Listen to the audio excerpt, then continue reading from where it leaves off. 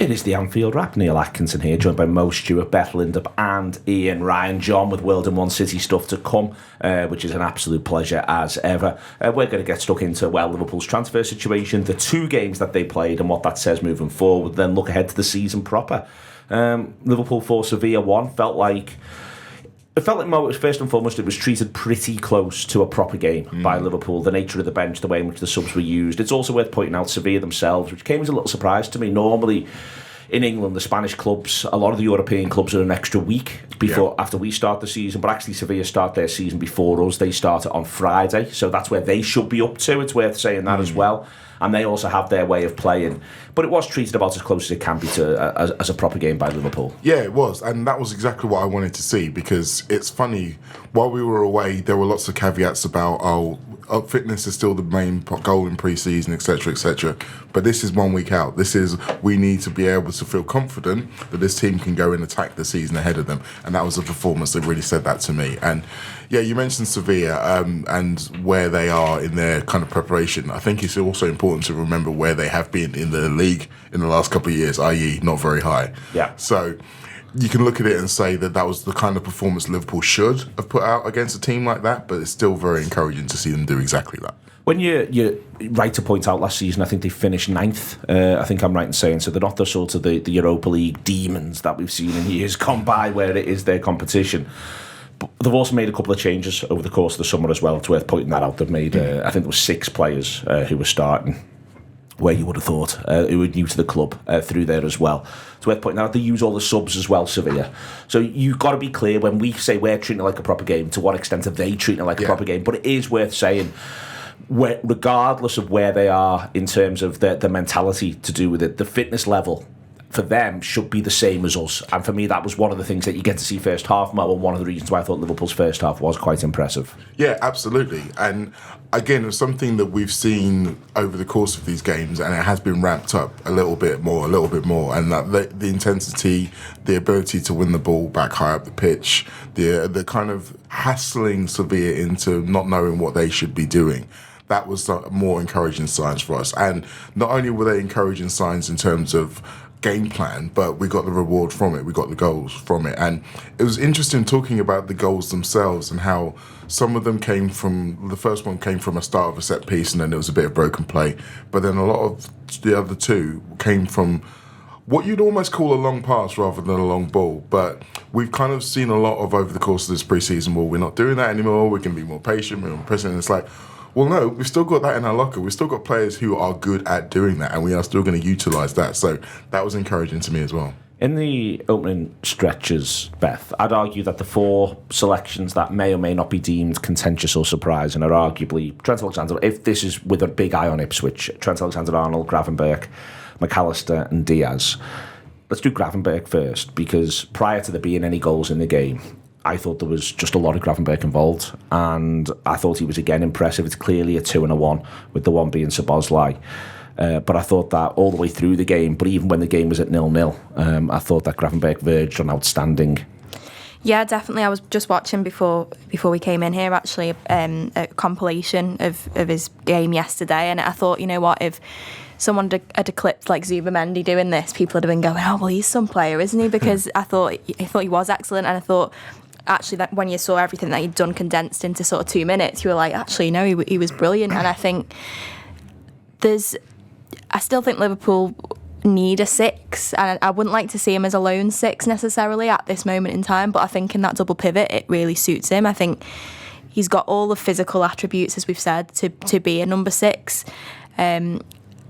He looked very two-footed as well. I thought when I sort of watched that compilation back, I was quite surprised, like how he just seems so at ease on both feet, and he's great in sort of the half space and on the half turn, and just really looked confident and looked like he was enjoying himself as well. He didn't look like he was sort of playing there reluctantly. He looked like he was constantly showing for the ball, and he was taking a few chances at times, sort of one-touch passing in the opposition penalty area. But I thought I was really, really impressed with him yesterday. And, if you'd have said a couple of weeks ago you'd be going into the first game of the season and Ryan Gravenberch could be your number 6, I might have been a bit anxious about that. But I think I feel fairly confident about him starting there next week. You get to see, Beth's right to point out the shape, Ian, in the ground yesterday. There's a couple of things. One is that in our own half, the fullbacks tend not to move that much beyond the width of the penalty area. If you imagine those lines extended right the way up the pitch, they're almost quite consistently around there. And you do see that it is very clearly a 2 and a 1. So you get to see them build up with 7. There's the goalkeeper, the 2 centre-halves, the 2 fullbacks, and then that 2. And then there's a fair bit of space, I think. There is this desire that you go up there, you stay up there, and to Mo's point before about it being slow, and then exploding forwards in quite a direct way. I think you get to see that, obviously, in a couple of the goals. But I think you just sort of get to see that in general play. It is a compact 4. There is a carrot being dangled. That is what Liverpool are looking to do. Yeah, I wouldn't disagree with that. It's the first time I've really kind of seen what they're all about this pre-season. I've not really caught much of the games, little bits here and there, but that was the first time I'd sat down and properly kind of watched the 90 minutes. So it kind of, I suppose, what everyone's been saying, you get to see, even the players, when they've talked about that, you mentioned there, in terms of pushing people forward, and I think Curtis has been quite vociferous about that in some of his post-match stuff, in terms of, get away from me, you go up there, I'll stay here. I thought it was a good performance, but I liked what the manager said, because I think he talked a lot about room for improvement, and there were certain things he still wasn't happy with. I think he was very much saying, there's expectations here, and I want to see them met, and I didn't quite see that in that kind of 90. And I think for the first 15, 20, it's a little bit sloppy and a bit scrappy, and then the goal settles them down and stuff. I think most points around the kind of directness at times, I thought was quite interesting, because a lot got made of the manager in one of those open training sessions where he talks about killing with passes. And I understand why, and I think most people would assume that would mean a more patient approach, which is probably correct. But I don't think he's afraid to kind of go direct, and I think it's about the right pass, not necessarily just passing teams into a coma. It's about killing them when the opportunity's there, and that might be 2 passes, it might be 3 passes, but it's about doing it at the right time, and I think you saw that yesterday, and it was executed brilliantly. Jota very much at the heart of a lot of what was good in that first half. I thought, yes, he gets the goal, which is just absolutely sensational. A lot of players might take that on, very few execute it in that fashion. But he's pivotal in the second, because he lays in Diaz, and Diaz then goes and does the business. But he's brilliant in the third as well, because when Mo lays it back, it's not an easy ball to find Szoboszlai, and he does, and then Liverpool break from there. So I thought Jota's performance was probably everything the manager would want to see this close to the start of a campaign. Very much he's got the shirt. Loads and loads of positives. Absolutely take the point around Gravenberch. Thought he was pretty impressive. I would say probably could do a little bit better for the goal, and one of the managers talking about things that need to improve. I think Gravenberch, I think Trent, I think Quansah, he'll look at all of them and think you should do better in key moments in the build-up to Sevilla's goal. And that's where I'd maybe worry about Gravenberch a little bit. If you're going to play that role, which I know he's done a little bit of in the past, it's more off the ball stuff. I think he's very comfortable taking the ball in tight spaces. Beth's talked about that. Got no real issue with that. I think he's a very, very competent footballer. He can use both feet. You get to see a little bit of his passing range as well yesterday, which I've not really seen too much of, certainly for us. But what's he like off the ball? I think that's where you'll see the challenges over the coming weeks. No, I agree with that. I think as well, if you look at his positioning on the pitch, you can say that there's going to be certain games where we want to kind of squeeze the play as much as possible. But, I mean, Beth mentioned the fact that he was doing little turns in the opposition's penalty area. It's like, do you really want your 6 in the opposition's penalty area all the time? Or do you think that maybe he should be someone who's a little bit more thinking about what happens if we lose the ball? And I think that's something that will probably develop. Like, in my mind, I know it's a bit of maybe a lazy comparison, but I've been looking at him and thinking about Gini, and about how Gini was when we got him, and how he became at his peak, and how many of the qualities that we love about Gini that Gravenberch also has. You talk about taking the ball in space, carrying the ball really well, but what Gini built was diligence, discipline, and game intelligence, and I think those are the things that he's going to need to develop in his game. Talking about the long passing though, I was always going to be curious to see if it changed in this game, because the one thing that we had in this game, which we didn't have in the previous preseason games, is Virgil and Trent, 2 of the best long passers in world football. So you think, well, And the goalkeeper. And the goalkeeper. And you think that, okay, so Slot has a way of playing, he has a way of how he wants to evolve the Liverpool game, but he also doesn't want to take away some massive assets that this squad have already got. So it's about working out how what he wants to do fits with what we're good at, and not stripping away what we're good at in order to get where he wants to go. So I was very pleased to see that there was some kind of not quite compromise, but maybe an adaptation of some of his ideals.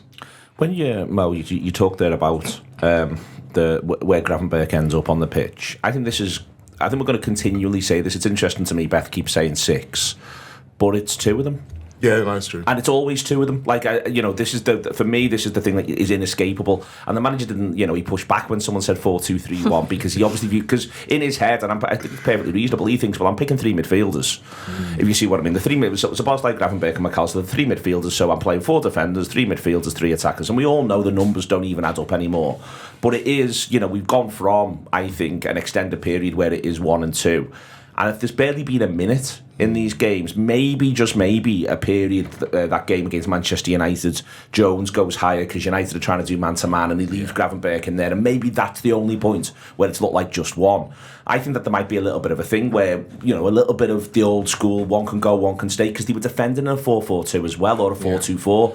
When the play went backwards, and I just think it's noticeable to me there are just 2 pretty consistently stationed there, which does allow a little bit more leeway for one to go from time to time. No, that's true, and I think what you mentioned before about the narrowness of the defence, I think that also helps as well, because essentially the biggest problem with having a one who's that advanced is what happens when we lose the ball and get counter-attacked on, is the big wide open spaces, and we saw.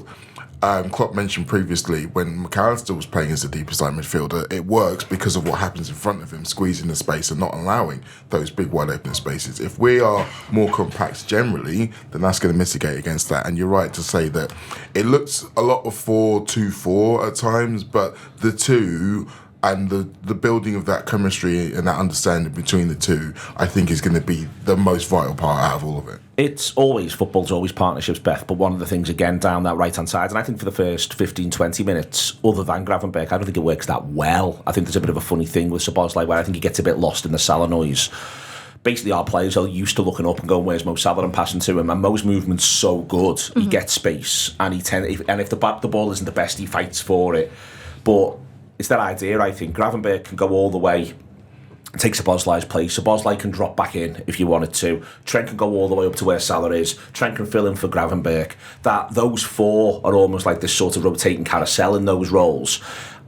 We always talk about that like it's inevitably going to be positive. I actually think in a couple of periods of the game, to Ian's point as well, everyone gets a bit lost in it on a couple of occasions, and even Quansah stepping up at times as well. It's not always going to be perfect, but I think you get to see that's part of the plan here, that these players do have a level of interchangeability. Yeah, definitely, and I think sort of Liverpool at the very best under Jurgen Klopp, we had that right side and that sort of almost telepathic connection at times between Trent Alexander-Arnold, Jordan Henderson and Mo Salah, and if Trent went then Hendo dropped back, and there was that interchangeability, and I think that is probably where we do have to be patient, because a number of these players maybe haven't played together, or certainly played together in this sort of formation for very long, and under the new manager as well. So I think this is maybe something that we have to allow for a little bit of time, and things might go wrong. And I think sort of even more broadly, the way that Liverpool are trying to play. I mean, there were a couple of hairy moments yesterday. Jarell Quansah got a little bit lucky, didn't he, when he sort of sort of poor touch, wasn't it? And there's arguably been one though in every game, back at 0-0, is what I would say. It's worth pointing that out. It's gone really well so far, but when the manager's talking about what he'd like to be a bit better, there's arguably been a moment at 0-0, more than one in a couple of the earlier games, but a moment at 0-0 where the opposition genuinely probably should just score off the back of a Liverpool error. Yeah, and I think that became a bit of a hallmark of Liverpool's season last year, didn't it? Even in the games that they went on to win, there was very often moments, well, we know how many times that they went behind in games, or even if they didn't go behind, then they certainly opened up, too many chances for the opposition. So I think that's something that Slot won't be happy with, and I think, like Ian said, I think you could tell he wasn't 100% satisfied with the performance. However, I do think it is something that with time, and certainly the same with the Gravenberch thing, I think if he and McAllister were to get a run, sort of partnering each other in that sort of joint number 6, that sort of pivot, then I think we would see more of a connection develop. But yeah, I think you can certainly see the start of what he wants them to do. It's interesting when Sevilla had it, especially in their own half, and Liverpool might have the initial flurry to see if they can get it back. But when they drop back into shape, I said before, it looks like 4-4-2. At times, Szoboszlai was the most advanced as the presser. And this is, again, this idea that both sides, but that right-hand side in particular has this very specific push and pull. People can move around. So Szoboszlai is, he's harrying people 15, 20 yards ahead of where Salah is on the pitch, and that is sort of mildly surprising in terms of what we've seen in the past. But that was the shape, and we've seen the same thing in the other games with Elliott being at times the most advanced and aggressive presser as well. I wondered if there's a little bit of sort of managing each other in amongst all of that. But I don't even think it is that. I think that's just what the manager wants. He wants them to then fall into that 4-4-2. That's the way Liverpool are going to defend and go from there. And that's another marked change. Yeah, it is. I think, thinking about Szoboszlai and his performance, thought it was a bit weird at times. I thought he was, again, a bit sloppy with the ball, but he was good off the ball. His ability to run beyond is so impressive. And I always think about someone like Harvey Elliott, who's got lots of technical qualities, but my God, if you give him the physical gifts of Szoboszlai, what a player he'd be. I think that's sometimes where Harvey might just fall short of making certain start 11s because he maybe lacks the physicality of a Szoboszlai, who is unbelievably impressive when he gets motoring, and you see it for the goal, which is, he could take that himself, but he does the right thing and lays it on for his teammate.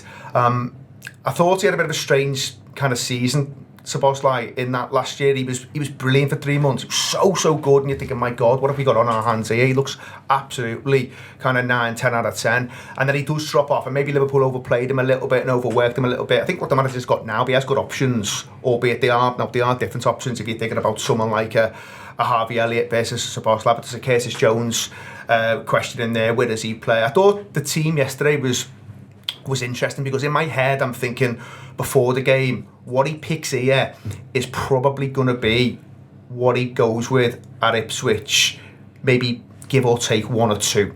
But I think broadly I'd expect to see probably 9 of those feature against Ipswich. Same. Now what I would say is 1 or 2 might have played their way out of the team with what I saw, and maybe 1 or 2 have played the way a little bit closer, or because 1 or 2 have played poorly, maybe he's haven't thought about other players. Like McAllister will be a mainstay of this team, let's be clear on that, but he has a poor game, and it looks like it's just come a little bit too quick for him, and he's not quite ready, and that's fine because it's pre-season. But I don't know, there's a week to go, and maybe he'll see enough over the next 7 days, the manager, to think, no, he's absolutely fine, and because of how good he is on the ball and how good a footballer he is, he'll want to play him. But based on that performance, you could make a case for doing something different, and there'll be others as well. I think there'll be an interesting conversation about what he does at right back. Now, I think Trent, for the large majority of the season, will play if that's where the manager's going to use him, because his gifts are so superior to most. But Conor Bradley has already proven last season and this pre-season that he's more than an able deputy. And again, Trent's only just come back, so I think there will be 1 or 2 questions. I think they're the two, Ian. For me, I think the rest.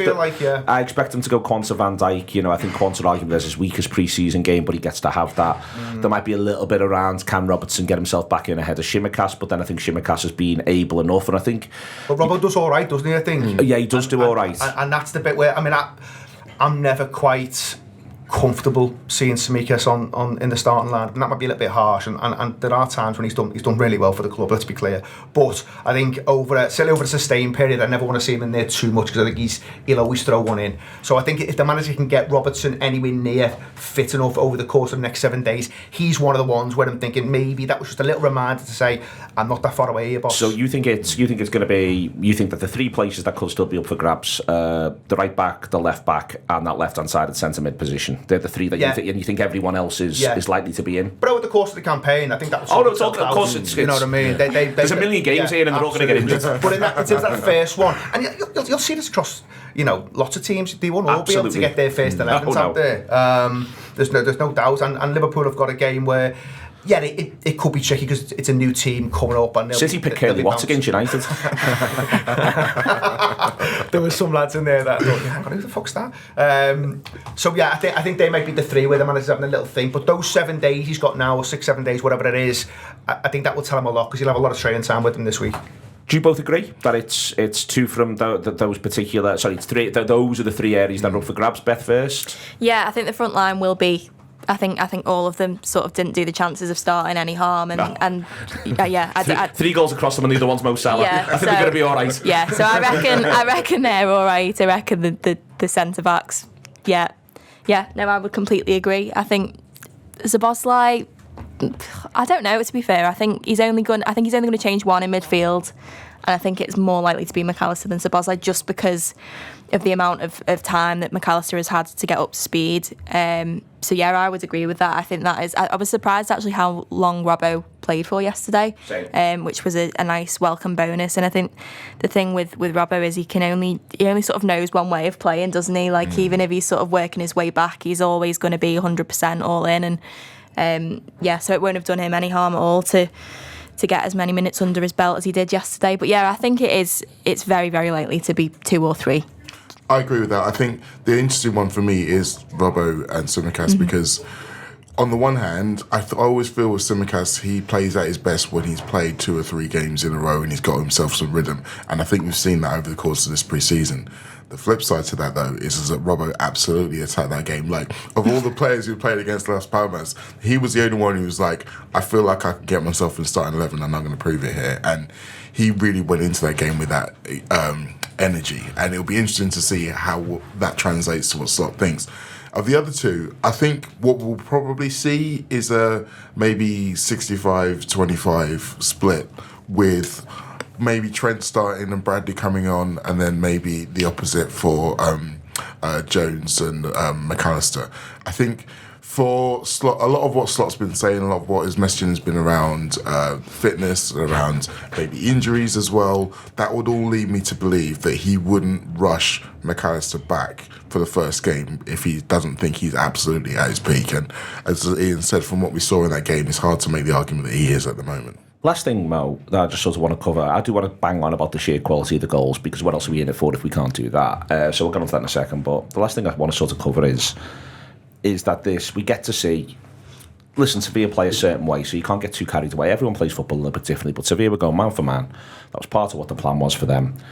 And you get to see Liverpool effectively dangle the carrot, that you can come and win this and you can win it here. And in a really funny way, Quanza's error, if anything, encourages Sevilla that we can get something if we do this early in the game. There's a couple of things that made me. I was thinking whilst I was watching. The first and foremost, side might just not play our game. They might just go. I mean, we've seen us do it at Brighton, for instance, going back to the game last season, the away game last season, which finishes 2-2. We spend a lot of it going, go on, you can have it there. We're not even going to come near you. You just keep it there. That's fine. And that's the first thing to point out. The second is obviously what if they play our game and profit from it. There is a risk-reward thing here as well, and I mentioned that with Sevilla, but they are, Liverpool, they do clearly already have more than one way to play. We get to see it. We get to see it in the goals. We get to see it when they do pen them back a little bit. But it is worth saying, isn't it, that anything that you try to do on a football pitch, nothing's perfect. And I think we got to see a little element of that at times yesterday. I think so. I know this sounds counterproductive, but there's an element of me that would have liked to have seen one of those mistakes get punished in pre-season, because I feel like the first time he gets punished is going to be 15 minutes into Ipswich and we're going to be like, oh, for fuck's sake. But yeah, I could do without that happening, please, Liverpool, if you're listening. But I do also think it's one of those things whereby the manager has to have the courage of his convictions, and I think he will have, and I think he will be like, look guys, we need to just get better at this. We're not going to mitigate doing it, because as you say, other teams have got the ability. They're going to concede a daft one in the first 5 games, at least one. Yeah. They're going to concede a daft one in the first 5 games, and if it's at Old Trafford, the sky will fall in. Yeah, I was just going to say, can we not do that? Is that fine? But I do also think that on top of the fact, like you said previously, we are good at coming from behind. We are starting to trust our patterns of play. Makes me think that eventuality happening wouldn't be a disaster. It wouldn't be enough to stop us. But I do think it's something we're going to get better at as the course of the season develops, as more of us kind of get more confident. And again, thinking back to some of the earlier pre-season games, it was fascinating to see that some of the players who we maybe didn't think were as good on the ball, particularly the defenders, were still doing all of those same things. They were still baiting people onto them. They were still trying to play ping balls into a defensive midfielder who were then playing out wide. And we weren't compromising in any of those things. And that's what you want to see from players. You want to see them take the manager's instructions and go at it with full belief. We might have to be in a situation where there are a few errors, but I think there's certain games you can mitigate it. To be honest, the Ipswich game, I'd rather it didn't happen there, to be honest with you, because, again, we are in a situation where this is their first game in the Premier League. They were in League One 2 seasons ago. So a good start to this game is absolutely what they are desperate for. Yeah. An early Liverpool goal, and suddenly they're starting thinking about the whole situation very differently, particularly with Man City up next for them. So they might just be hanging on for dear life. Whereas if we give them the encouragement, then suddenly it becomes a very different and a lot more difficult game. Indeed, encouragement. Anyway, let's talk about the sheer quality of the goals. The Jota strike's outrageous, and then he comes alive in the whole game. The second just becomes, therefore, a lovely goal. You can talk about anything you want, by the way. The third is that idea of draw them out, hit either the lads who plays as a 9, move it quick, an additional runner, go from there. You get that one as well. And the fourth, obviously, with Naoni. You can pick whichever one you want to rave about in your own time. Oh, I mean, I wish that Jota goal would have come in a competitive game, because it's the sort of goal that deserves to be remembered, I think. And yeah, it was gorgeous. If ever there was an advert for... Should be on a Match of the Day compilation. It should. It should be at the start of next season. It's in the highlights reel at the start of Match of the Day. That's exactly what it should be, that goal. And it won't be now yet. Goal of the month contender. But yeah, I think if there was ever an advert for why he needs to stay fit this season, it was that goal, because just the sheer sort of impudence almost to try that and execute it in such a way was excellent. And he's just he is Liverpool's best finisher, and yeah, I just love him to have an injury-free season, or certainly, you know, a season where he only misses 5 to 10 games with injury rather than half the campaign. But yeah, all of the goals were such immense quality, and I think all very different, which is always good when you can score, you know, so many goals in so many different ways. And Naoni as well. I mean, it'll be interesting to see how much game time he gets this season. He still looks about 12, doesn't he? Every time he comes on, he looks so young. But again, as soon as he's not in a football kit, he looks, oh my God, this is just a little boy. Why are we letting a little boy play football? Is someone going to step in? Yeah. That's where I end up. Again, for him to have the confidence to back himself to take that on, and obviously it's a gorgeous finish as well. So really, really exciting. And I think, you know, we're at a point where, might get onto it a little bit later, but you know, a number of the young players, their futures are sort of up in the air, and I think he certainly made a case for keeping him around this season. The Jota thing, Ian, it's almost boring saying it over and over again, but what he does that is so impressive is almost any opportunity he takes early. And this is an extreme version of it, this one, but it's still the same. It's the same sort of core principle. He takes it early, and he's just very, very good at getting things on target. They're often not absolutely nestling in the corner. You know, he doesn't have a ton of a reel where he's hitting the insides of posts or anything like that. But he takes it early, hits it heavy, as I so often sort of say, and leaves keepers just trying to gather themselves, really, and the ball's gone past them before they know where it is. And to me, that is his core selling point, really, as a finisher. That's what he does. That marks him out as different and better to the rest. Yeah, I think that's maybe where some of the comparisons to Fowler get brought up, because Robbie used to take stuff early as well, and again, probably had every finish in his locker. Now, I'm not sure if I've ever seen Jota take free kicks outside the box, which Robbie could do and score. Maybe that's the only one in terms of type of finish that you haven't kind of see him execute yet. But the rest of them, left foot, right foot, great in the air. You can see why some comparisons get made. I thought again... I just want to sort of contextualise this a little bit, Ian, because there'll be people, let's be clear about this, you know, you and I we are now gentlemen of a certain age, and we have to accept that. There'll be people listening to this who never got to see Fowler in his pomp, in the same way that we never got to truly see Rush in his pomp and all that sort of stuff. Like, Rush had everything as well in terms of finishing. But it's important, isn't it, to understand precisely how good Fowler was, and not just how good as he was. You know, there was arguably him and Shearer, who were the two best finishers in England, I'd say, for 10 years. And I think Shearer's underrated. I think that now he's seen a bit more as a fella on the telly who occasionally does people's heads in, whereas Shearer was a remarkable finisher. But Fowler was in his class, if not even at times more impudent, more flair. Shearer was very much, he could kick the ball very hard. Fowler's finishing was, when people compare Jota to Fowler, the point is there's just basically almost no higher compliment. I think that's a really important thing that you put over by saying this is how good Robbie was. Yeah, absolutely. I think when you think about the Shearer Fowler thing, so Shearer was kind of power, as you said there. Robbie was cute. He was so cute. You know, there's times where mid-90s he's sitting Peter Schmeichel down on the floor at Anfield and just chipping it over him. But he'd take them early as well. Old Trafford again, same season, near corner. Schmeichel's expecting a cross. Fowler just wallops it. He had every single finish in his locker, and Shearer probably was the very best. But Fowler wasn't far behind him, and I think you could have a conversation. Listen, I could be talking to Robbie being, his equal, no problem with that. I mean, Fowler has to go and play. He has to score 100 goals nearly before he gets recognised for his country. That's the kind of the company he was living in back then. There was so many good footballers and so many good forwards who could all do different things, but Robbie Fowler was incredibly special, and not too dislike Jota. He did suffer injuries, and unfortunately, they crept up with Fowler, and they robbed him maybe of some unbelievable years that he would have had. And listen, I've sat down in this room with Robbie Fowler, and he talked a little bit about maybe not looking after himself at times as well, and maybe that didn't help him get back from injury. So maybe there's a little bit of that in terms of where his career goes. But make no mistake, he was, for 3 or 4 years, he was absolutely unbelievable. Maybe slightly longer than 3 or 4 years, but he was such a talent. And Jota's got some of those qualities, and I think I would probably shake on 28 league games now, if I could. And that means a missing 10. But I think he'll always miss games because he plays in a certain way where he's not afraid to put himself. He's driving by the time yesterday. And it's like, lads, you can let that one go. It's a fucking friendly, like, honestly.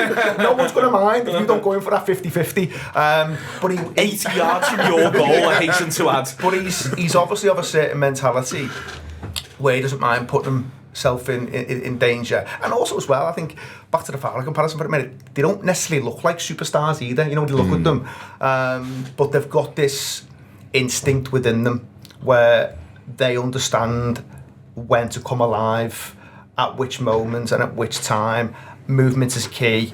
Both had unbelievable movement, and if Liverpool can keep Jota fit and firing, there's every chance they go on to have a really, really good season. He is that important, and we've seen lots of this over this time at the club, but you are just always left thinking, what if he can stay fit, it could be an unbelievable season for the club. So yes, if you could give us 28 league games, I'd shake on that right now. So would I, absolutely. Sidebar, I do think that we were robbed of the Shearer-Fowler partnership because them two would have been absolutely insane. You've only got to hear about how Shearer talking about Fowler, by the way. That tells you how highly he rates him. He talks about him in such glowing terms. I mean, who really needs Teddy Sheringham anyway?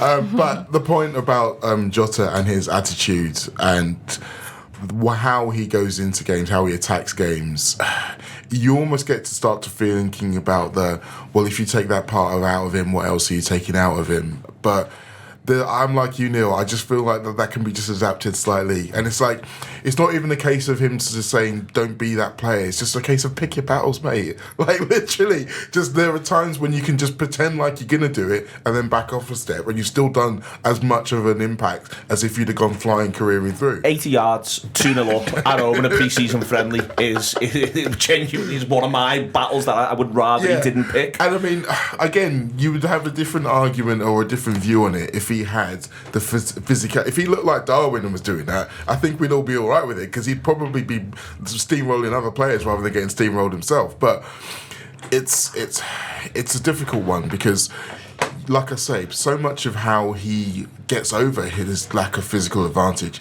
is by that attitude, is by his saying, well, I'm going to want it more than you, and that's how I'm going to win this ball. And we do benefit from that a lot, I think. And we talk about the way his distribution seems to have increased and improved over the course of the last couple of years.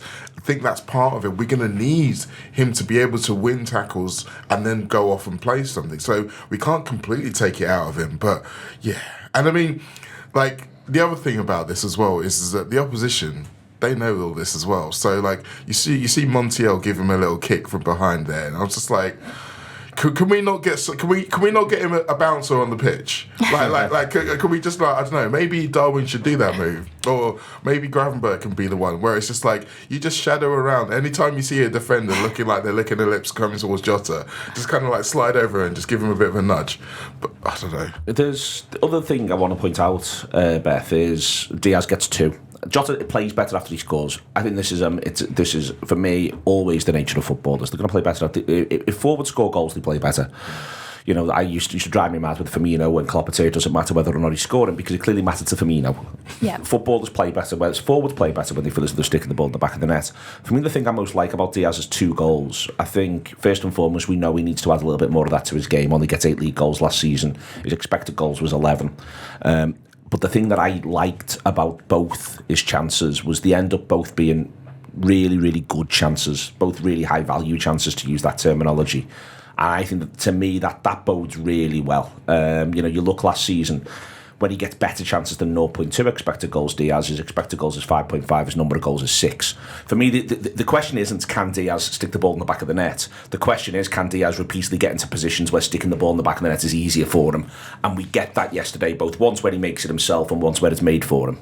Yeah, definitely. And I think there's been a bit of a weird thing with Diaz where, because it's sort of seemed like he potentially could be off this summer for the last few months, it's almost like people have been sort of too comfortable with the idea of him leaving and have almost downplayed how good he can be. And I actually think there were a number of times in that sort of second half of the campaign when Liverpool dropped off a little bit last season where Diaz was probably Liverpool's best player. And I think the fact that he missed chances, where it's against him, obviously he had that huge one, didn't he, against Manchester City that he missed, and a couple against United as well. And I totally agree. I think he does need to add that to his game. But I think you can't sort of overstate how important, when he's on his game, how important he is to the way that Liverpool play. And I thought you saw that yesterday, and you saw a player who looked up for it. And I think every time he goes out onto the pitch, he looks up for it. And I think, whether anything happens with Anthony Gordon or not, I'm sure that'll become clear in the next week or so. But I think for me, certainly going into next week, I'd be more than happy Diaz having that sort of left wing spot locked down, because I think he's a tremendous footballer, and if he can just, as you say, get those high quality chances and start putting a few more in the back of the net, then I think he'd be a top player for Liverpool. All right, we'll talk about Las Palmas in a minute, and transfers that is to come indeed. But before then, John Gibbons spoke to Imad from World in One City last week, and here's that. And it's John Gibbons with Imad Ali from World in One City, which everyone knows now. We've been covering for a couple of years, but I wanted to get you in, Imad, to talk about the success of this year. But first of all, thanks for coming in to see us again. Appreciate it. Thanks for having me, John. So, year 4, new winner, which I loved. It's fantastic. I'm sure you'd have rather Yemen won it again, but from a point of view of an organisation, it's great that these new countries can emerge and not just compete, but thrive and win it. It was a great story, wasn't it? Yeah, I think nobody seen Libya prevailing. They lost the first game 2-0, to be fair, and they come through the qualifying process, so they were probably 50-1 to win the whole competition. So to see them come through, and also to see the trajectory of them from year 1 to year 4, and them going through the process and finally prevailing in the end. Amazing scenes. Yeah, it meant so much to them as well. I went to the final, you could see them celebrating after. I saw the videos of them afterwards celebrating out on the streets, and it was like they had won the World Cup. That's how it felt to them, wasn't it? Yeah, I think I often go and eat at a coffee shop which is run by a Libyan fella, and I think after the final, we drove over to by the Libyan cafe to kind of see what the vibes was like, and it really did, like, for me and the other people who were part of the tournament, we sat back and we were like, wow, like, isn't it crazy what the World in One City can kind of generate in terms of energy and positivity with all the Libyan community. We're all outside on the square celebrating like they actually won the real World Cup.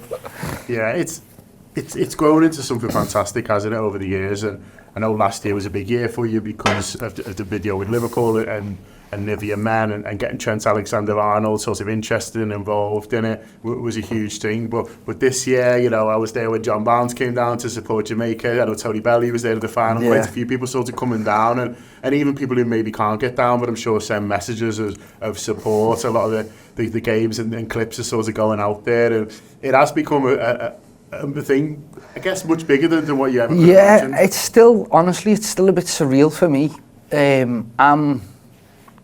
I'm like, when we started, obviously we didn't know that 3 years later we're gonna have to keep going, keep kind of trying to elevate what we done from the first year. And this year was probably the most difficult year in trying to reach the heights that we've reached from year 1, then 2, then 3.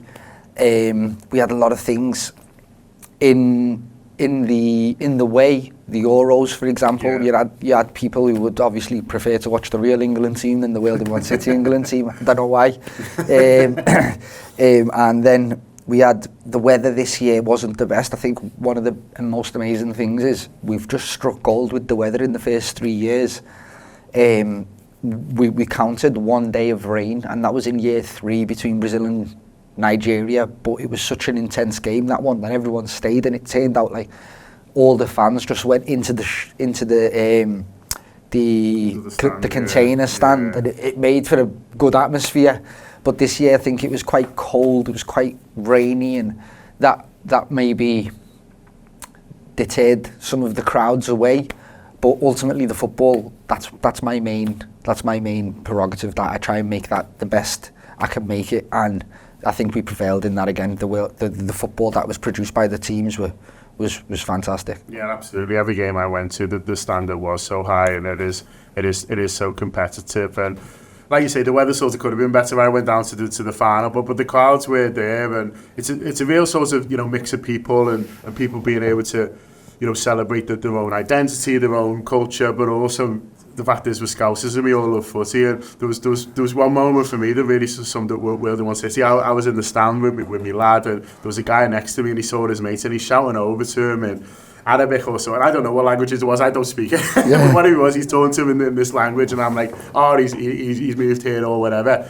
And then he just leads to me and starts talking to me, and he's Scouser than I am. And I was just laughing, like, you know what I mean? Like, and I was just like, it just sort of something. That's one of the most fascinating things for me. Before the tournament starts, there's a lot of friendlies that go on. A lot of the teams that try to qualify for the tournament are still active during the friendly period. So, for example, the Spanish team that never got through to the actual tournament, they'll still be available to have friendlies with teams that are actually in or have qualified to the tournament. And 9 times out of 10, I'll referee those games. And honestly, just touching on language, I refereed Spain versus Vietnam, who were 2 teams that never qualified. But it was so fascinating, like listening to the languages on the pitch. The Vietnamese were speaking to each other like not with no aggression whatsoever. It was so calm. It was so, even if there was a misplaced pass, it felt so like there was no malice in anything they said. And then the Spanish lads were speaking, and it was all like so like fast, and it was hard to keep up. The languages is such a fascinating thing when you're in and around the world in one city, because like I said, there's so many different people, there's so many nations and languages represented, and you might see me, I'm a busy bee just walking around everywhere making sure everything's intact, and I could be walking past the crowd there and they're speaking patois, walk further up, they're speaking as Scouse as you can get, walk further up and you can say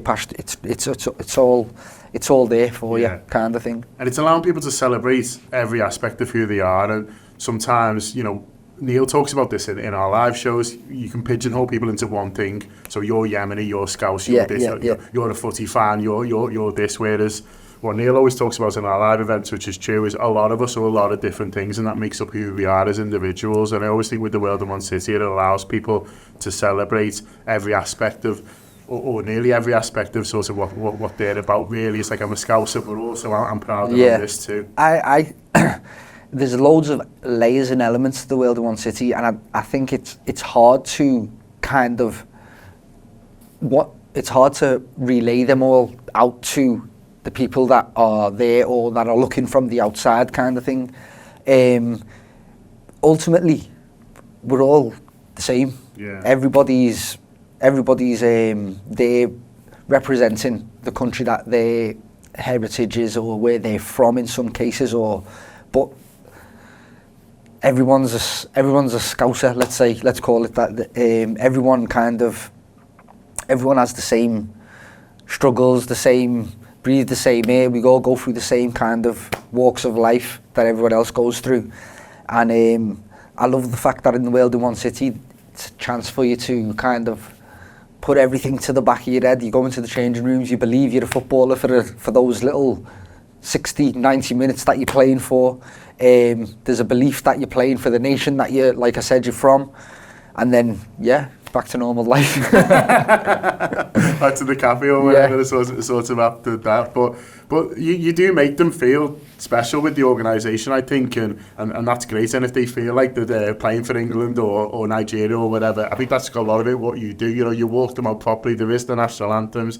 The kids look smart. This year, I thought the kids went up another level as well in terms of sort of, you know, how people are looking. And obviously, the supporters only then add to it, you know, the people that they're getting the songs going and stuff like that. There's the action, and it all does feel like that it is sort of something bigger. But a lot of that is what you put in. Shouts out to the DJ as well, who was like, he's giving that extra kind of, you know, to feel. But it does feel like you're at a big event when you go. Yeah, no, it's that's a credit to everybody who's involved, to be honest with you. I know it's cliche to say, like, it's not all just me kind of thing. There is really a team behind us that everyone puts it in, if you know what I mean. And it's crazy to think, like, the tournament lasts a month, 16 days of a month, and for a lot of the time of the year, I hardly speak to these people, if you know what I mean. And then as it comes to World in One City season, and a murmur starts here, or a little rumour or something, and then the staff straight away, ears are pricked. What are we doing this year? Where do you need me, kind of thing? And they're honestly the backbone to the World in One City. Without the person who's holding the handshake stand, without the guy who's making sure there's the stewarding's in place, honestly, all these things, the referee, the DJ, it all adds to it. And I can't do all that on my own. I can't do a mix there and blow for a foul on the pitch. Do you know what I mean? They all show up. Everyone does it for free. Nobody gets paid. The staff are all, you know, 4 years straight. Some of them have been there. They've dedicated the time to it, and they love it too. So, yeah, we do. We try our best. We pride ourselves on trying to make it be the most realistic football experience you can have. And I think when you put stuff like the national anthems and the walkouts and the changing rooms and the extra little bits, the interviews here and there, the crowd can see that and they buy into that. And then the crowd is the main thing. Obviously, like the players want to play in front of people. They want to showcase what they can do in front of large crowds. They want the crowds to be as patriotic and enthusiastic about the game as possible. And some nations have got that. Some nations are still, you know, developing. But what you see now, 4 years in, is potentially, you can see now the Libyan contingency. You're seeing their crowds, you're seeing how many people they could bring to a game. Yemen and Somalia thrived since the first tournament. England have got their own crowd. We've incorporated the Irish team in there now, who we hope will start to, you know, become quite a predominant force in the World in One City. We've got the Albanian team that I touched on earlier to you off air, how, you know, they really bought into the whole process, and it was a credit to them, because where they were a year from the tournament starting to the tournament starting was a kind of a success story in itself. And yeah, we're a bit you're a bit lost after the World in One City. I know I may come across a bit subdued today than I have done leading up to the tournament, but it really is like you don't know what to do with yourself once the tournament's finished. Like every day when the tournament's on, I can't wait for it to end, in a sense of you just want to make sure that you've put a good show on for everyone. Everyone's had a good time. The players have enjoyed the experience, and everyone's, you know, had a good June, good summer.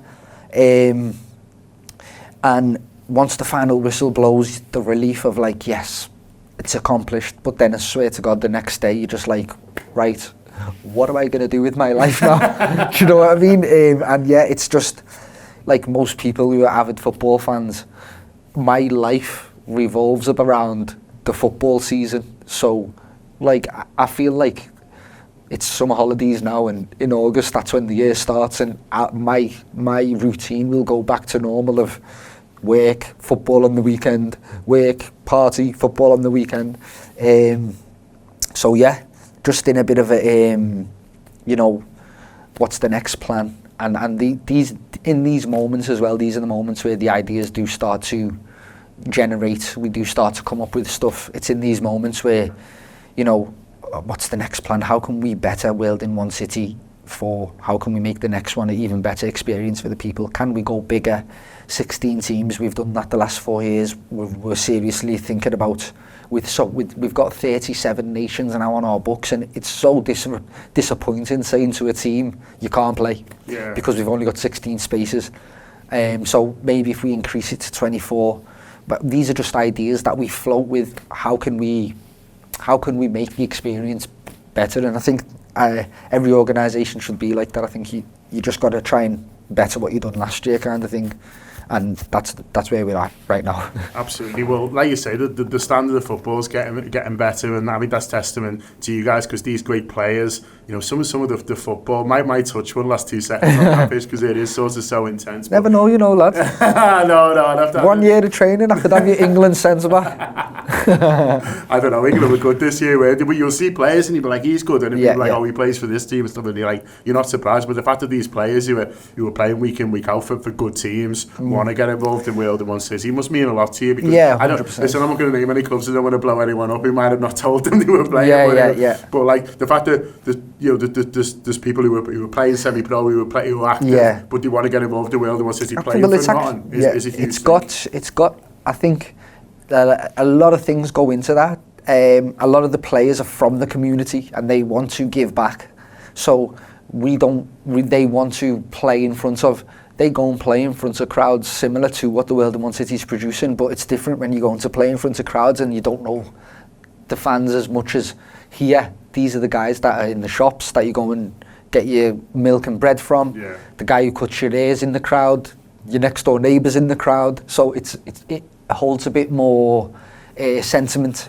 I think the whole summer occasion, it's the off season as well, so we do, like, I'm guessing if they had the choice between playing for the World in One City team or the Saturday team and it was a final, I know where they'd play, kind of thing. So we purposely do it in the off season to make it as accessible to the best players as possible. I think what's happened now as well is credit to these semi-professional teams. They've bought into it too, and we get quite a lot of good feedback off them. A lot of the gaffers will come to games and cherry pick who they want for their neck, because it really does produce quite a few talented players there. I think a lot of the nations that are very passionate about the World in One City, their better players are able to speak to their managers and say, listen, I'm playing for my country, and the managers are quite acceptant of it, and okay, no problem, you can report back to training 2 weeks later. And when that happens, I'm like, wow, it's like real flipping international. It's crazy. That's a bit of a that's in the first year there was like players were a bit like, I've got to go to training, but now in fourth year in, I think these clubs know how important it is to the players, and credit to them. They realise that, you know, they've kind of bought, the player has bought into it, and we want to support the player in what they do. And a lot of the semi-pro clubs post on their social media platforms now, good luck to such and such for playing, and so I think it's been amazing. Onwards and onwards. Well, it's fantastic what you're doing. I'm looking forward to year 5. I'm looking to bringing my lad down to support him because he loved it. Avid as well. fan. Yeah, he's one of the things I remember. Honestly, I know, not just saying it to you, like, just that's one of the most amazing things in the World in One City. And 4 years in now, there was lads. Sorry to waffle, by the way. 4 years in, if you can imagine, 4 years ago, there was lads who were 15 who came and watched the tournament. And 4 years has passed, and they now fall into we can play in the tournament. And I remember seeing certain people who were watching the tournament. Imad, when can we play? When you're 17, and now they're 18 and thriving. Like, a lad played for Nigeria this year who was always asking me, can you play? Yemen's team, obviously. We got a couple of lads who now are in the 18-19 category who would have been there in the first year.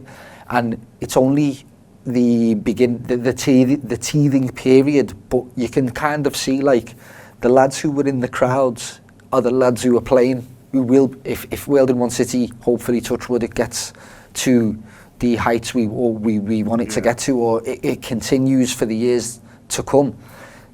Lads such as your lad, who was in the crowd, screaming for England, like, they're the ones who will be playing in years to come, and if that's when it comes full circle for me. I think that's what's, every year you are like, this is the last one as well, you are like that, but I think there's so many things I want to tick off the box of what this World in One City's achieved, and one of them is we do want to do a decade. We want to do the next achievement is 5 years on the bounce. That's half a decade of football. Calling it that just sounds better. We want to get to a decade, and I want to see the young lads that are in the crowd now cheering for their nations, and the ones who bring the energy, start the chance, playing in the tournaments in years to come, and just like seeing the whole, like, wow, you were in the crowd, now you're playing. Who knows, if it goes 30 years, now you're managing, and you've had your whole World in One City career. I can't believe you just signed yourself up for the next 30 years. But sort of, there we go. Listen, it's fantastic for the players who play. I know they love it. It's great for people like myself who come and watch, but more importantly, I think at the moment it's brilliant for the city as well. 100%. So, top man, thanks a lot for coming in. Thank you. Your time. All the best. Great stuff listening to the start of the season. If you want to subscribe to the Anfield Wrap, there's no better time. Everything is lined up. The transfers are beginning to roll in. We think we'll get onto that in a second or two. But also more than that, the games are going to come thick and fast. August is a little bit of a phony war, don't get me wrong. 3 games in 3 weeks. But then as we move into September, the other side of the international break, it will be a huge series of games. We'll find out who we've got in the Champions League at the end of the month as well. And the whole season will open itself up. So if you want the opportunity to subscribe, the AnfieldWrap.com/subscribe for that, or through the app if you've downloaded that. And if you haven't, just download the app anyway. You can listen to this if you're listening to it as a free show on there, or watch it and go from there. Just a couple of things on the Las Palmas game, Mo, just to sort of cut it off. First and foremost, I thought Canate does it. I know it was weird, and I don't think they should ever do it again. I think that I'm fine with them playing behind closed doors games, but then actually have them be behind closed doors, and not these slightly odd things that really reminded you of COVID. Really, really reminded you of the pandemic, which I could also do without from Liverpool. Anyway, Jones and Elliott to me look likeliest to make something happen post the drinks break first half. I think the two of them almost spent the first 20 minutes looking around like, what the fuck Why is are we this? here? What are we doing?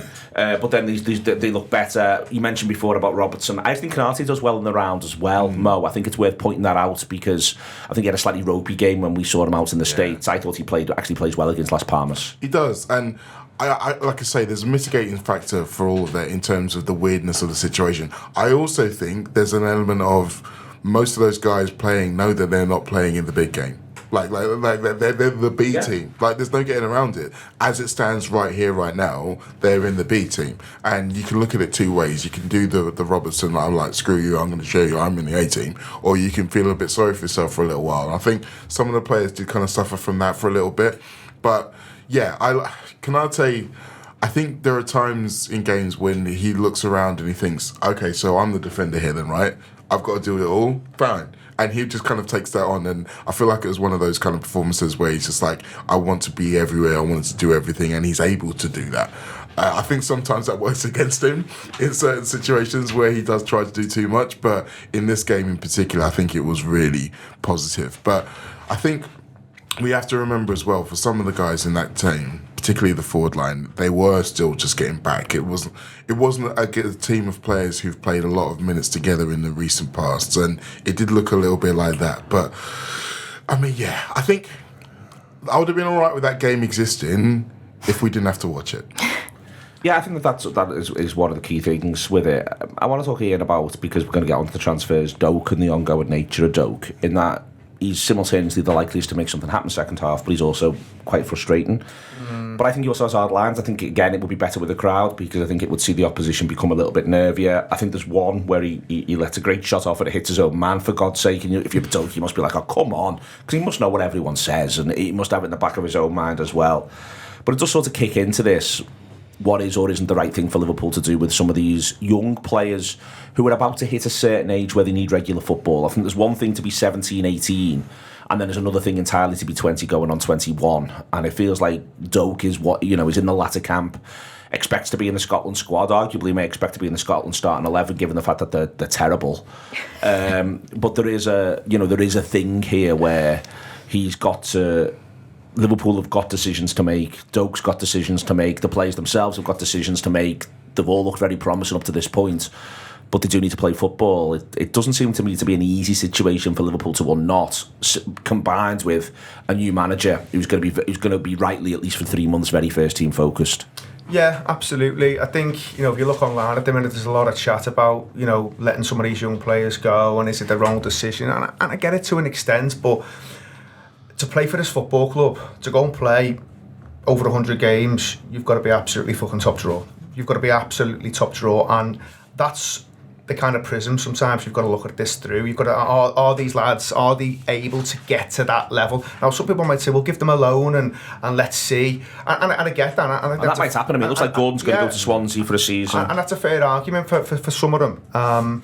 See what they're like out on loan. You've got to get the loan right, though. I think that's important, because sometimes if these players are perceived to be at a certain value now and they go out on loan and it goes badly, then that does backfire a little bit. And also, there still has to be a pathway for them to, at some point, make it into the first team. You can't just keep giving them loans. That doesn't really benefit anyone. So I think I've got some sympathy with the club if they do let one or two go, and maybe listen, one could backfire. It can happen. Bobby Clark, highly rated, but we are talking about lads here who, in Clark's case, he's made 6 league appearances for the first team. Doak's made 3. I can't sit here and say with any certainty either way how good these lads are going to be. I just don't know. I've not seen enough of either of them. What I've seen, I've thought at times, yeah, impressive stuff. But then, can I imagine them going on and nailing down a place at this club long term or over the next 3-4 years? It's really difficult. And it's really difficult for the manager. And I bet you in some cases, the manager may not have, the biggest say. He'll have a say, I'm sure, but he won't have seen Bobby Clark play. He might not have that many strong opinions. Well, he might not have that many strong opinions. Bobby Clark's been injured all pre-season. Yeah, Doak's been injured. The manager will not have seen Bobby Clark kick a ball, as far as I'm aware, apart from maybe on videos. But he'll never see him play live. He won't see him play for Liverpool. Little clips here and there. But maybe, again, he might have spoke to Jürgen, he might have spoke to academy coaches, staff behind the scenes who were giving him all the kind of intel and just kind of laying it out for him nice and clear. As I said before, 1 or 2, it could backfire and you could see a lad go off and have a really, really good career. But the point of the academy, it is obviously to produce and to nurture and to develop lads who can fight for first team opportunities. But if they can't do that, the next best thing is it generates cash for Liverpool to go and reinvest it, hopefully, in the first team and by players who are ready for a manager who is, by the way, going to be very much living in the here and now. He's got a contract and he's got to deliver and he's got to hit the ground running. So I understand young players, really, really important. And by the way, Trey Naoni going nowhere because he looks like he's on a trajectory that just looks a little bit special, if we're all honest, and it's only glimpses and clips again, and things can go different ways and you can go down different pathways. But I think if someone came in and said, we'll take him off your hands on a permanent deal, the answer would be absolutely fucking not. He is going nowhere. So I think sometimes as fans we can maybe overhype young players because we're willing them to do well and we want them to do well. And a lot of these lads, I think the bits I have seen, I would suggest that most of them will go on and have really, really good careers. It might just not be at Liverpool Football Club. There's 4, Beth, who look like they're going out. Well, gone out on loan or look as though that's going to be the case. Chambers, Ramsey, Kumas, Gordon. Therefore, intriguing little loans. That sort of then leaves you with Dan's was mooted to go out on loan, but he's got an injury, so that looks like that won't be happening at least this side of Christmas. We'll see whether or not anything else develops there. Your list becomes Basetic, Morton. Carvalho looks like he's going to go and complete his deal this week. Doak, Clark, McConnell. Of those players. And one of the first things that sort of hits me is Basetic, Morton, Clark, McConnell. We've mentioned Naoni. They all play the same position. Yeah. For one. And I think, I mean, in that broad sense of midfield, but they all play the same position. And that's one of the things that when you actually write the list down and look at the list, and then you've got a situation where Liverpool are looking to buy another one of them, we know that for a fact, and it looks like there's no desire from Endo to go anywhere, and players have got contracts, and senior players have got contracts, and you've got to roll with those punches. So that to me is the first thing that sticks out. Whatever happens with those other names, loans versus permanent moves, versus moves with buybacks, versus moves with sell-on clauses, is that you sort of go down there and you go, yeah, but they all do seem to play the same position. They all got some good games and experience last season.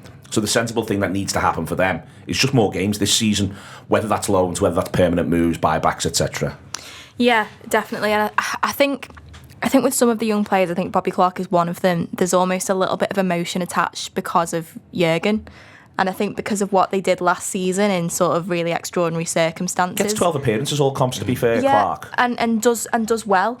And I think sort of epitomised everything that was good about last season and everything that was good about Jurgen in terms of bringing the youth through. And I think that's why some fans have had a bit of an emotional reaction to the news that he potentially could be off on a permanent deal. It almost feels like a bit of a betrayal of what Liverpool did last season. And I think that is what sort of maybe skews some people's perception. But I think yesterday it did, like you were saying earlier, it was sort of like a throwback to the COVID season. I mean, Nat Phillips coming back on with a bandaged head. It was like PTSD. But I think also for Nat. Yeah. He's got to get a testimonial, hasn't he? Get a testimonial, and also and a collection of bandages in the museum. I think he is the prime example of why sometimes you have to let that sentimentality go, because after that season, if we're being completely honest, after that season where he helps Liverpool get into the top four, he should have left the club on a permanent deal, and the club could have got some good money for him. He could have gone on and really established himself elsewhere. It sort of feels like he has been stuck in like a Groundhog Day. Every summer he seems to be leaving, and then he gets sent out on loan, and some loans have worked out and some haven't, and now he's in a position where I don't even know how old he is. He could be 35, he could be 21, I don't know. He's mid to late 20s now, isn't he? He's in that bracket where he's not gonna be a long-term prospect for Liverpool, and therefore you think the club and him both would have benefited with parting company a lot earlier than they have. And I think that is why, in some of these situations, it's sad seeing some of these players go, but for their benefit, it's probably for the best thing. It's probably the best thing for all parties, really. You'd be amazed, Neil, by the way, that if they are letting one or two of the lads go who maybe look a little bit promising and maybe upsetting one or two online because they've seen certain things, they have got to get those sell-on clauses in, and I think Liverpool have been smart enough to know that has to happen. I understand the buyback thing, but in reality, how many times does that actually get kind of activated? You don't see many buybacks, do you? And I think Real Madrid had a run of doing them a couple of years back. I don't think there's loads. Certainly Premier League, I can't think of too many. Maybe there's one or two, but Villa have done a couple this summer. They did Philogene and they did Cameron Archer, but they were sort of obliged to do Cameron Archer by the makeup of the deal. Philogene feels like one that wanted to do. Archer might still move on. I suppose I'm talking in terms of like massive success stories. And listen, people may have kind of be able to chip in with someone in a minute that I'm not thinking about. But I think also sometimes if you let the player go, they can be upset and frustrated, and therefore they don't necessarily want to go back because they feel like they're not almost being believed in at the time. So maybe they then go elsewhere. So I understand it can go different ways, but I think the sell-on thing is really, really important. And if these lads then do go on and have good careers, Dom Solanke's just gone to Spurs and Liverpool will get weighed in on the back of that. It's really important that they be smart and clever and cute and get those clauses in there. Forgot to go back before when I was doing my list, Mo. I think I think just Beck again is a slightly different example. Excels last season, but if Liverpool can't see a pathway to get 20-30 games for him this season, off the back of the fact that he excelled last season, needs to move. Morton, there's players coming in from the look of it around him. Again, excels last season. Liverpool can therefore get the fee. I think Clark is the one. Carvalho, in a bit of a funny way, but you're able to look at the fee, the sell on, and go, that's what's on the table. I think it is Clark and maybe Doak are the ones that people are a little bit like not quite sure there. Certainly when the manager plays with the wide players on the one hand, Clark being what we saw last season, a very, very good presser, and we've seen a little bit of that in that sort of attacking midfield role. I think they are the ones that sort of people are a little bit like, are we sure? But then how deep do you have to go? And I said last season, he gets 12 appearances last season. If Liverpool kept Clark and he got fewer than 12 appearances this season, then I'd argue that's a failure. I agree. And I think it's such a difficult thing to predict how many games a young player is going to get over the course of a season coming, because so many things have to happen. I mean, look back to last season, how many injuries had to happen before he came in and was able to have that starring role in the League Cup final and a few Premier League games. You can't really bank on that happening every season, because essentially that's bad. Like, we don't want an injury crisis every season, and that's kind of where we need to be as a club to say we're going to predict that doesn't happen. And so then you're in a situation of how do you get these players' development. And I think there are another couple of things here. We talk about what's best for the club, but I think we need to talk about what's best for the player as well. And not just because we're some kind of altruistic, we want everyone to be happy kind of club, but also we're still trying to buy new academy players. We've got that young kid who's just come in from Chelsea, whose name that I can't remember. They're looking at how we're treating these guys, and they're saying that, okay, well, if you're not going to give me games here, let me go off and find games elsewhere. And we talk about, well, maybe you're sending them out on loan, but there's no guarantee that every loan is going to be a good loan. Sometimes a loan increases in value, sometimes a loan decreases in value. And the other thing I think with Bobby Clark, and the thing that we haven't really mentioned in all of this, we have to acknowledge who it is who's trying to buy him.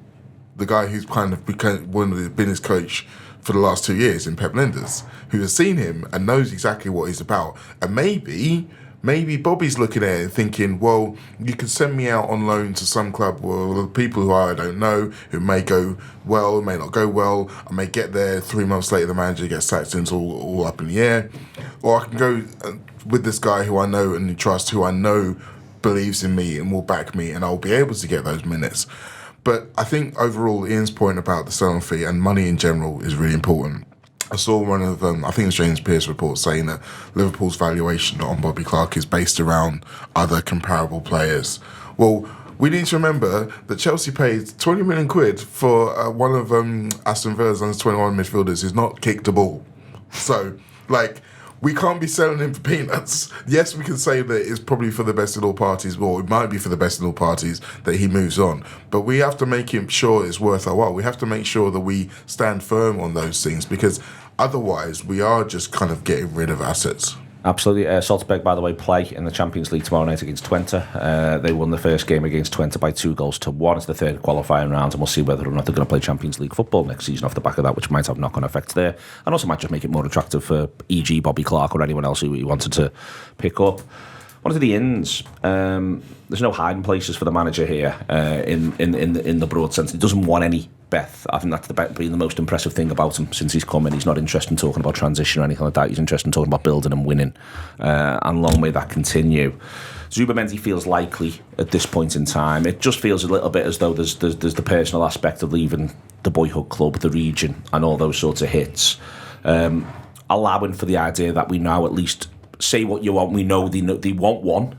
You see what I mean? It was like that. From what you've seen through pre-season, what you see yesterday across the two games, what else do you think they need?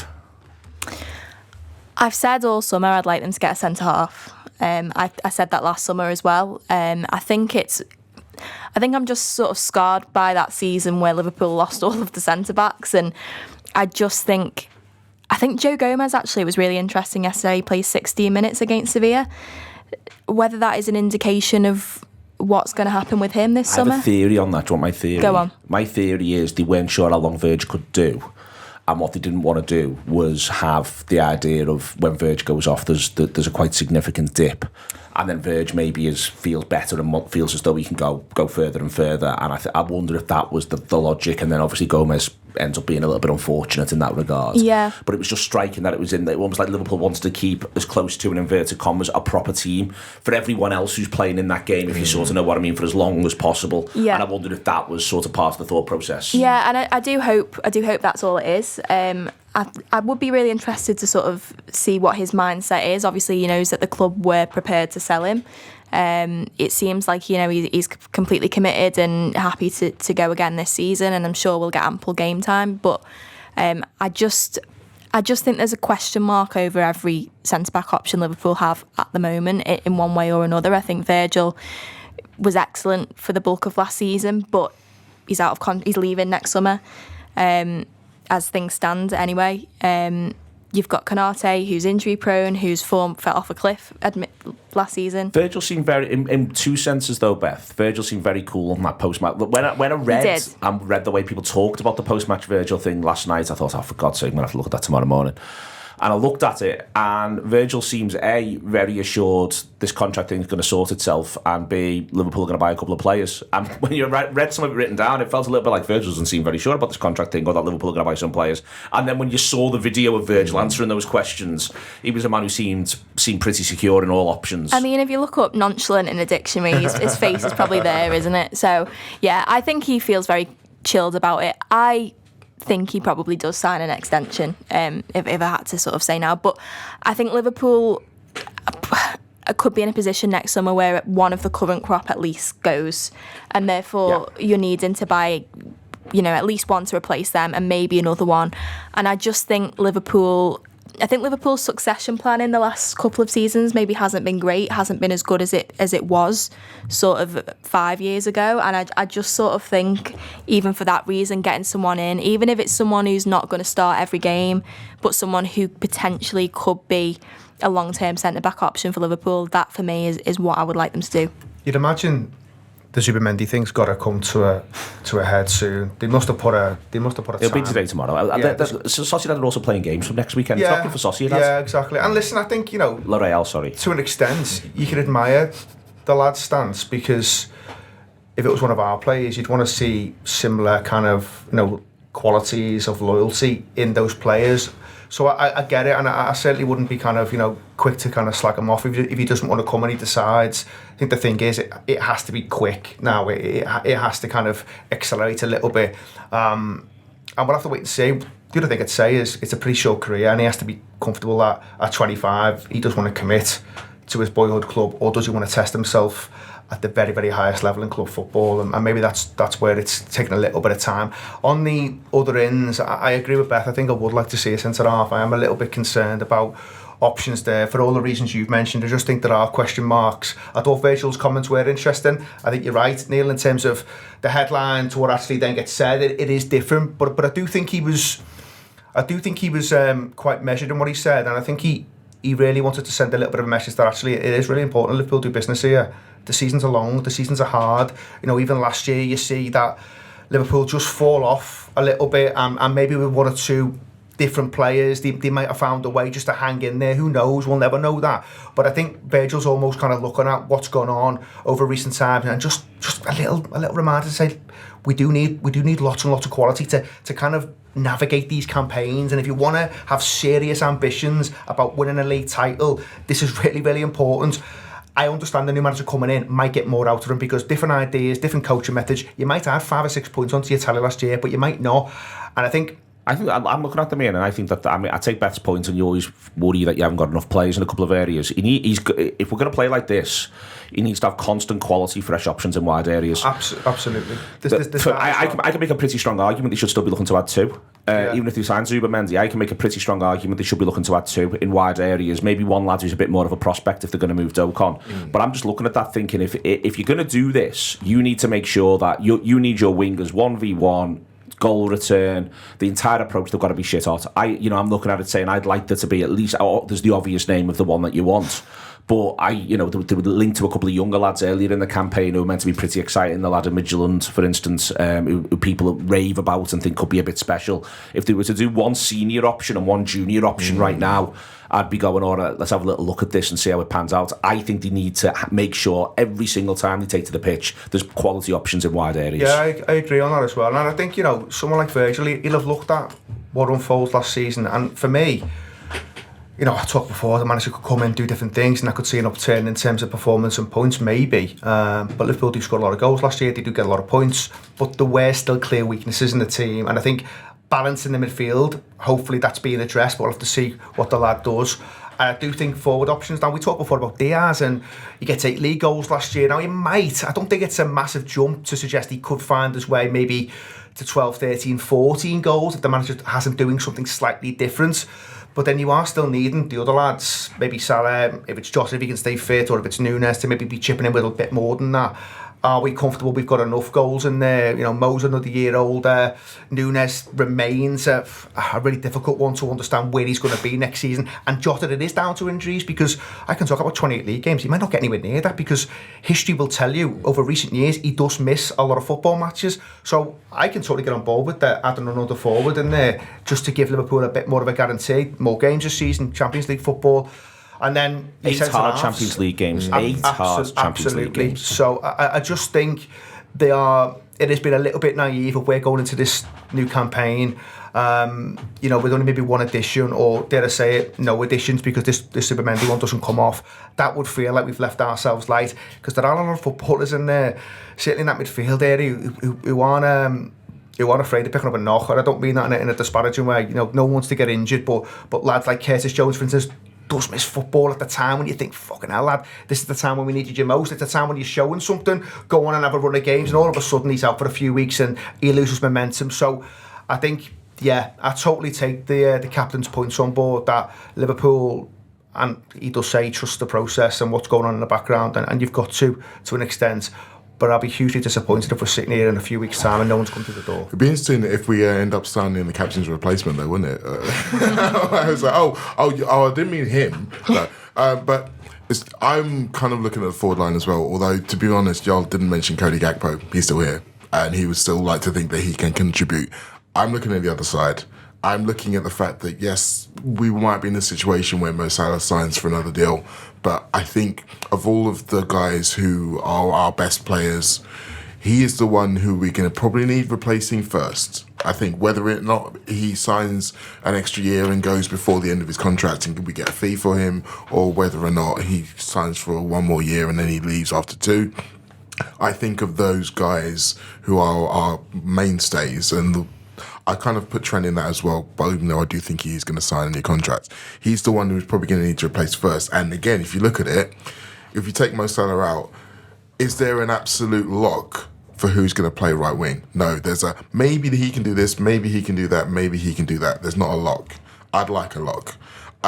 I'm slightly surprised that we didn't have a real look at Moussa Diaby before he went to Saudi, although that might have been that the wages were on offer we just couldn't even get involved with. 60 million, he stinks the gaff out second half of last season. I think it might have been different if it was Bailey. I think stinks the gaff out was probably a little bit harsh. I'm just quoting Tom Fahey. Yeah. And that was the polite version of Tom Fahey's version of events. Yeah, but again, there are multiple reasons for why that could have happened. I think with certain players, you get into situations where maybe they needed a bit more of a rest than they got. And again, if you're someone who was saying, well, we want you to start when we're not starting Mo Salah, then chances are he's probably going to get a decent amount of rest within that. I just think that he's the kind of quality player who you can say, okay, oh shit, Mo Salah's out for 2 months. Sound. We can get a good amount of production from him. He's reliable. He's a good footballer. And he probably wouldn't cost a massive amount in terms of transfer fee. I'd like to see us kind of look at another senior wide attacker, particularly someone who can or prefers to play on the right hand side. I wouldn't be averse to the idea of, if Gordon comes in, looking at Diaz seriously on the other side. What about Gordon as well himself from time to time? Yes, those two are options I'd be behind, but I do think that we need to be slightly more, as Beth mentioned, in terms of succession planning. I think we're going to need to have a Salah game quicker than we thought. What do you think they do with Gomez? I think Gomez is staying now. Do you? Yeah, I think so. I think unless someone puts absolutely insane money on the table, and I don't know quite who's going to be in a position to. There's a bit of, Villa could do this, but I think Villa have shot the bolt elsewhere now a little bit. West Ham, I think now have shot the bolt elsewhere a little bit, and then you begin to go, well, I'm not quite sure where it is. So I think Gomez stays now. I think stay, I think Gomez stays. He covers a multitude of sins. I think that's really important. Like, you've got someone in that squad who can do a little bit left, right, full back, centre half when you need him to. Whether he's happy doing that, I suppose, is the question. I think he'll get more time at centre half than anything else, but it is just sort of worth saying, and this is back to the sales point. There is a finite number of places. You can only register 25, and I know you can do a bit of jiggery pokery around younger players, but not that much. What Liverpool are actually doing here is suggesting they're not interested in doing that much. You know, there's going to be a lot of footballers who are now. You've now got to register Curtis Jones. Is the point? The age he's now at. You go down that now. You are just a little bit like, you know, they're going into it, I think, with 8 senior defenders, 3 senior goalkeepers. That puts you at 11. And then from there, if they get Zubimendi in, you're looking at 5 senior for those 2 deeper lying midfield positions. So that could then get you to 16. then you're looking at the current state of play is that they've got the options that they've got in attack. If you include Szoboszlai and Elliott in there, along with the 5, that gets you to 7. And now we're at 23. Were you thinking about selling one and adding one, or just adding one? Just add. But if Supermenty comes in, then you're at 23. And you can only register 25, and I think that Elliott might still be one where I think Elliott might still qualify as though he's a younger player, but I think he is now, maybe Bradley, but I think Bradley's now, you might get away with it with Elliott and Bradley, but you're not getting away with it anywhere else, I don't think. So you've not got tons of room for manoeuvre, but I'd still add a younger attacker and a senior attacker, and I think that Beth's shout for the defender's all perfectly valid, and you've got to make those numbers add up. Yeah. So you run out of numbers, but I'm fine with that, but you've just got to sort of be aware of that when we're all talking about it. It's not as easy as you just keep getting the lads in and go from there. All right, then, it's been a pleasure. The Anfield Wrap this week. Thank you very much to Mo, to Beth, and to Ian. Counting, you say, you've got to be able to count. It's one of the things Richard Hughes gets paid for, the ability to count. It's underrated in modern society in the way in which things go about their business. Liverpool, are we ready? We'll find out. There's more shows coming this week. I'm ready. I can't wait for it. Sevilla was great. The less said about Las Palmas, the better.